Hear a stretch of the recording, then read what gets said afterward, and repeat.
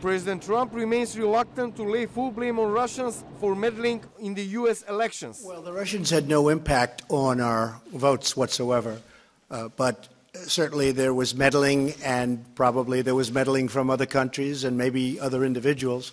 But he says his administration is prepared to counter any attempt to interfere in the 2018 midterm elections. We won't allow that to happen. We're doing a very, very deep study, and we're coming out with some, I think, very strong suggestions on the 2018 election. I think we're going to do very well in the 2018 election, although historically those in the White House have a little bit of a dip.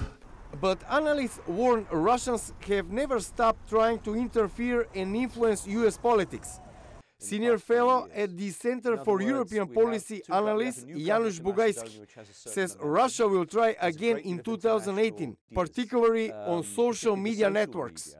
They're incredibly penetrating of those, let's say, like Facebook, like or Fakebook, and other elements of the social media where they spread disinformation, where they incite people to support specific candidates or against others, or to divide societies in some way. Russia will continue to do this. Bojadzievski says the U.S. must remain vigilant and be prepared to attack when necessary.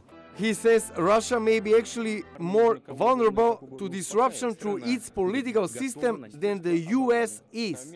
We are actually pretty consolidated, well-defended democracy. Russia is an authoritarian system, but it's very brittle, can crumble. We can send them a very strong signal. You mess with us, we can make things a lot hotter for you in the information space. But others say growing suspicion between the two countries and counter threats would not be helpful for already strained relations between the United States and Russia. Is extremely detrimental to A, the bilateral relations between the two countries, and B, to the already quite low trust and confidence between the countries. The Director for National Intelligence, Dan Coates, told the Senate Intelligence Committee that Russia sees the midterm elections as a potential target for influence operations.